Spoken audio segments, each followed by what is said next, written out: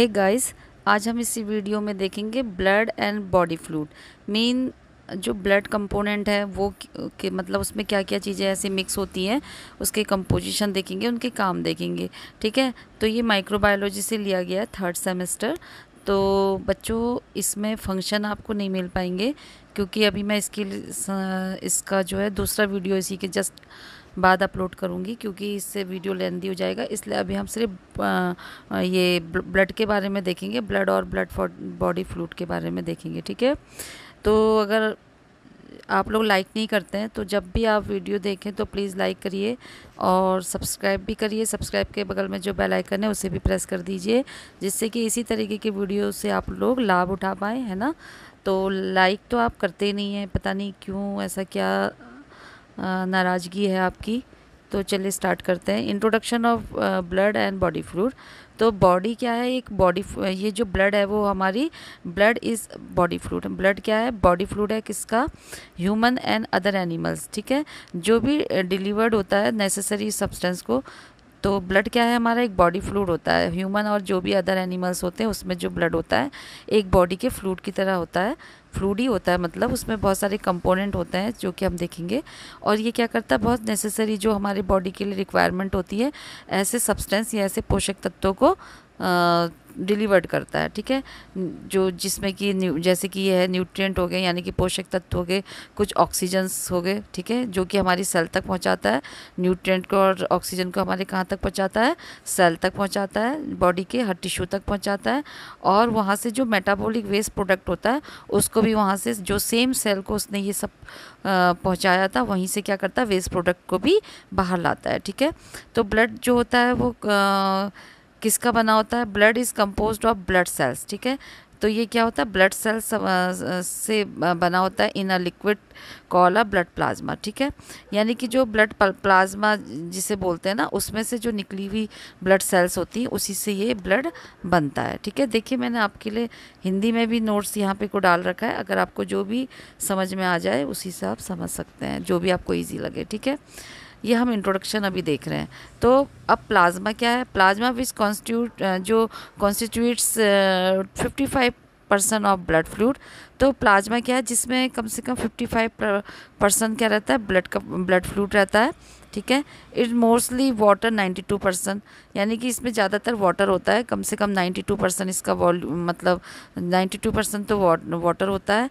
And contain protein, glucose, mineral, ion, hormone, carbon dioxide, blood cells themselves. ठीक है, तो इसमें क्या होता है? इसमें प्रोटीन, ग्लूकोज, आयन, इन सब के साथ साथ क्या होती है? कुछ ब्लड सेल भी होती हैं। तो प्लाज्मा में क्या क्या होता है? 55% ऑफ ब्लड फ्लूइड होता है ये, जिसमें कि क्या क्या रहता है? इस 55 में जो होता है 9% जो होता है ब्लड होता है, मतलब फ्लूइड होता है ये, जिसमें कि ये सब चीज़ें रहती है, protein, glucose, mineral, ion, carbon dioxide, और ये सब रहता है। इसके साथ साथ ब्लड सेल भी रहती है। ठीक है, ये मैंने इसमें आपको नोट्स भी दिया है, आप देख सकते हैं हिंदी में भी। Albumin is the main product. जो एल्ब्यूमिन होता है वो क्या होता है? मेन प्रोडक्ट प्रोटीन होता है प्लाज्मा का। ठीक है, अब ये जो हम प्लाज्मा देख रहे हैं इसमें क्या रहता है? मेन जो एल्ब्यूमिन है वो क्या रहता है? इसका मेन प्रोटीन रहता है, जो कि इट्स फंक्शन क्या रहता है? उसका फंक्शन क्या रहता है? रेगुलेट करना colloid osmotic pressure of blood, यानी कि ब्लड के जो ऑस्मोटिक प्रेशर होता है, जो कोलॉइडल ऑस्मोटिक प्रेशर होता है, उसको मेंटेन करने का काम रहता है। ठीक, अब blood and body fluid continue देखते हैं। तो ब्लड सेल आर मेनली, कौन कौन सी होती है उसमें? ब्लड सेल में मेनली रेड ब्लड सेल होती है, जिसको आरबीसी भी बोलते हैं, वाइट ब्लड सेल होती है, और ल्यूकोसाइड और प्लेटलेट्स होते हैं इसमें। ठीक है, ये आप देख पा रहे हैं इसमें। तो ये रेड प्लाज्मा हो गया, वाइट ब्लड सेल हो गई, रेड ब्लड सेल हो गई, है ना। तो ये सब चीज़ें इसमें रहती हैं, सेल्स रहती हैं। तो द मोस्ट अबंडेंट सेल, यानी कि सबसे ज़्यादा जो होती है इसमें वर्टिब्रेट ब्लड में, यानी कि जो एनिमल्स का ब्लड होता है, ह्यूमन ब्लड होता है, उनमें सबसे ज़्यादा रेड ब्लड सेल होती है। ठीक है, और जो कंटेन इस ब्लड सेल में क्या रहते हैं? हीमोग्लोबिन रहता है, आयरन कंटेनिंग प्रोटीन रहता है, जैसे हमने देखा भी। एंड विच जो क्या काम करता है? फैसिलिटेट करता है ट्रांसपोर्टेशन ऑफ द गैस, यानी कि ऑक्सीजन को पहुँचाने का ये काम करता है। ठीक, और ये जो रेड, अब इसकी डेफिनेशन देख लेते हैं ब्लड की। तो जो ब्लड होता है वो क्या होता है, एक रेड लिक्विड होता है जो कि सर्कुलेट करता है हमारी ब्लड वेसल्स में, यानी कि आर्टरीज और वेन में जो भी लिक्विड हमारा रन करता है वो क्या होता है, ब्लड होता है, ठीक है। और जो ह्यूमन और अदर जो वर्टिब्रेट एनिमल्स होते हैं उनमें, ठीक है। और carrying oxygen to and carbon dioxide, और उसके बाद क्या करता है, ये ऑक्सीजन को पहुंचाता है, और जो एंड प्रोडक्ट होता है यानी कि जो साथ में जो कार्बन डाइऑक्साइड होता है टिश्यूज़ में, उसको भी ये क्या करता है, वापस लेके आता है। यानी कि हमारे टिश्यू तक ऑक्सीजन पहुंचाता है और वहाँ से क्या करता है, कार्बन डाइऑक्साइड को वापस लेके आता है, ठीक है, बाहर निकालता है।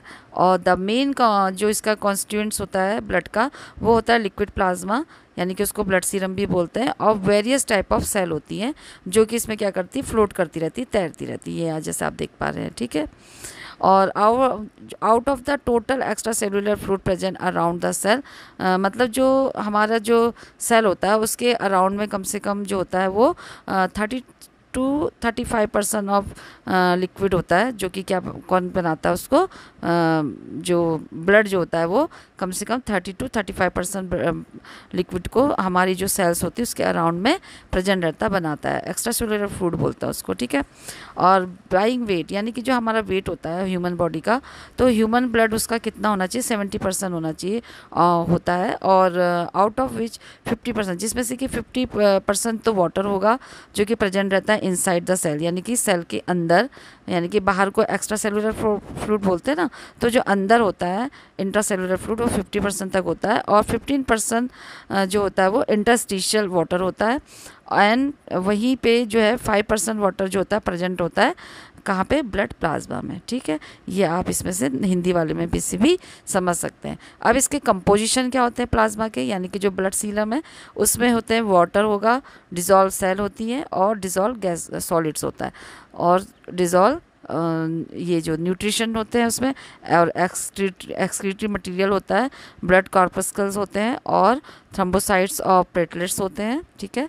तो हम देखते हैं वन बाय वन क्या क्या होता है। वाटर, सबसे पहले तो हम इसमें देखेंगे कि जो मेन होता है वो वाटर होता है, मेन कंपोनेंट, यानी कि इसका जो होता है वो वाटर होता है। 90% इसमें वाटर होता है प्लाज्मा में, यानी कि इसको ब्लड सीरम भी बोलते हैं प्लाज्मा को, ठीक है। और इसमें जो गैसेस होती हैं प्लाज्मा में वो होती है कार्बन डाइऑक्साइड, ऑक्सीजन और नाइट्रोजन, ठीक। ये आपके एमसीक्यूज़ में भी आ सकता है, देख लीजिएगा। और डिज़ोल्व जो सॉलिड होते हैं प्लाज्मा में वो वेरियस जो इनऑर्गेनिक और ऑर्गेनिक सब्सटेंस होते हैं जो कि डिज़ोल्व सॉलिड होते हैं, जैसे कि प्लाज्मा प्रोटीन, ठीक है।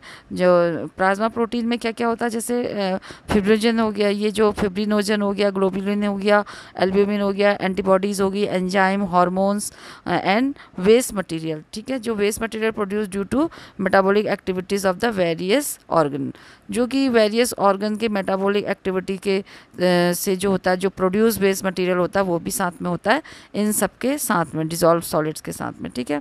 और in addition to them trace of inorganic material are, और जो इनऑर्गेनिक मटेरियल होते हैं वो ये सब होते हैं iron, calcium, magnesium, sodium, potassium, chloride, phosphate, carbonate, bicarbonate and sulphate.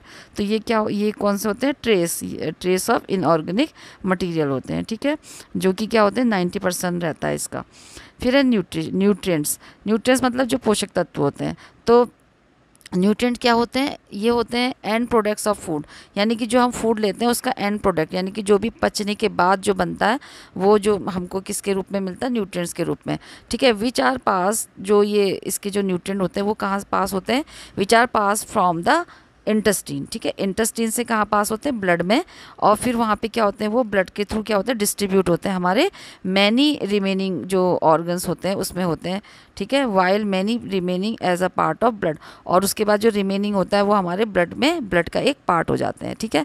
तो कहाँ रहते हैं, ये जो ब्लड के थ्रू हमारे पूरे बॉडी में सर्कुलेट होता है, मतलब हर एक जगह पहुँचता है, हर सेल में ये जो न्यूट्रिएंट होते हैं, और इंटेस्टाइन में रहते हैं ये, इंटेस्टाइन के थ्रू फिर ये कहाँ जाते हैं, ब्लड के द्वारा ये अब्जॉर्ब किए जाते हैं, और उसके बाद ये डिस्ट्रीब्यूट होते हैं हमारे पूरी जगहों में, मैनी ऑर्गन्स में, और हमारे हर एक सेल में, और उसमें जो रिमेन होता है वो ब्लड, जो बाकी बचा रहता है वो हमारे ब्लड के पार्ट हो जाता है, ठीक है। और these nutrient are derived from food, और ये जो न्यूट्रिएंट होते हैं कहाँ से मिलते हैं, फूड से मिलते हैं हमें, जो कि हम खाते हैं ना। तो mainly there are fatty acid, जो कि मेनली कौन कौन से होते हैं, फैटी एसिड होते हैं, ग्लूकोज, एमिनो एसिड और कोलेस्ट्रॉल एंड फैट्स। तो ये जो होते हैं ये मुख्य रूप से हमें मिलते हैं, ठीक है, हमारे फूड से। फिर हो गया एक्सक्रीटरी मटेरियल, जो कि एक्सक्रीटरी मटेरियल मतलब जो वेस्ट प्रोडक्ट होते हैं, ठीक है, जैसे कि यूरिया हो गया, ammonia, uric acid and creatinine. तो ये हमेशा क्या रहते हैं, हमारे ब्लड में ऑलवेज प्रेजेंट रहते हैं। दे आर टॉक्सिक सब्सटेंस, और ये क्या रहते हैं, टॉक्सिक सब्सटेंस होते हैं, हार्मफुल होते हैं, विच आर कंटिन्यूसली रिमूव। इसलिए ये क्या रहते हैं, हमेशा कंटिन्यूसली रिमूव होते रहते हैं फ्रॉम हमारी जो बॉडी होती है वहाँ से।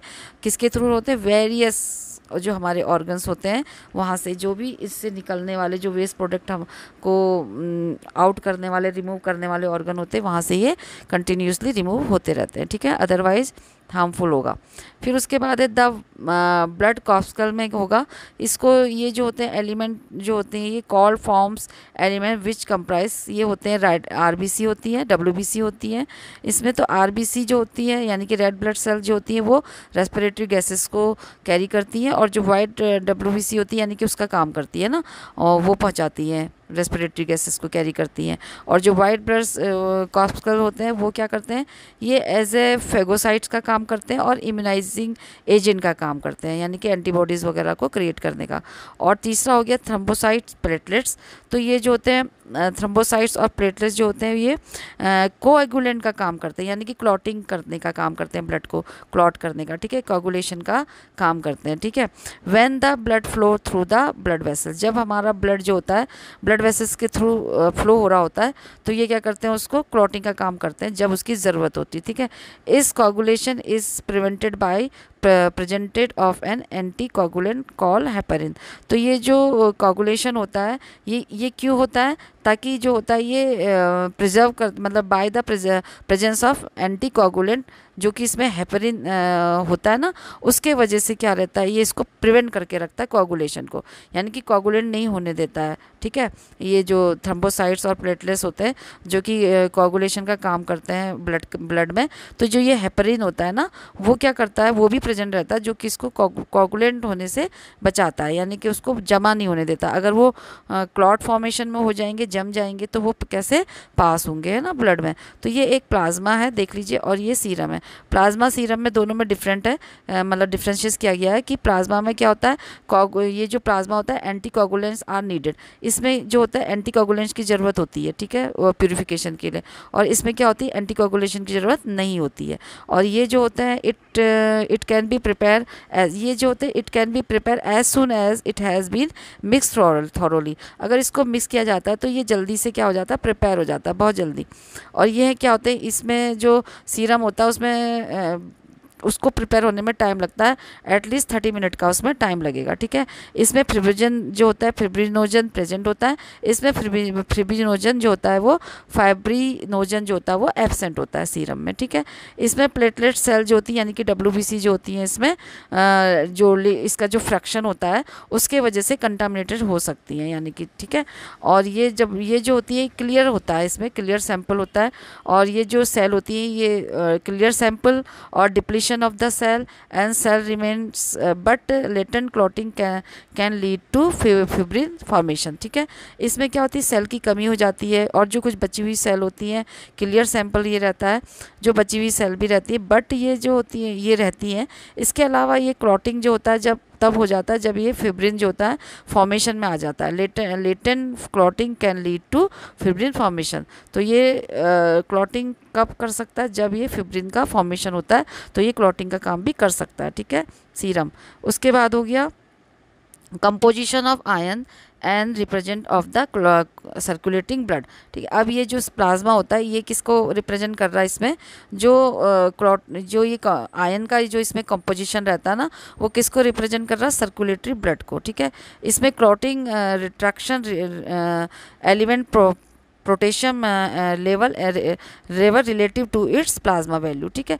जो ये क्लॉट रिट्रैक्शन कर देंगे, अगर क्लॉट को हटा दिया जाए तो ये क्या करता है, पोटेशियम का लेवल को एलिवेट कर देते हैं सीरम में, जो कि in comparison to plasma volume जो होता है वो ज़्यादा हो जाता है, एलिवेट हो जाता है, ठीक है, किसमें, सीरम में। उसके अलावा कंसिडर लेस स्टेबल, ये जो होता है ये अगर इसको लंबे समय तक स्टोर रखेंगे तो ये लेस स्टेबल होता है। और ये क्या रहता है, कंसिडर मोर स्टेबल, ये क्या रहता है, ज़्यादा स्टेबल रहता है, और gold standard for bio banking, ठीक है।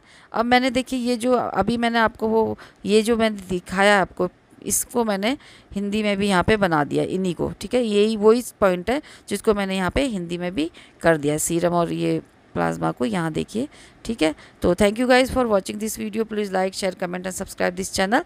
अब इसके जस्ट बाद हम देखेंगे फंक्शन, ठीक है। ये जो फंक्शन है ये मैं अभी अपलोड कर देती हूँ, तो आपके लिए कंटिन्यूशन में ये हो जाएगा। तो गुड बाय, टेक केयर, मिलते हैं नए वीडियो में, तब तक के लिए गुड बाय, टेक केयर।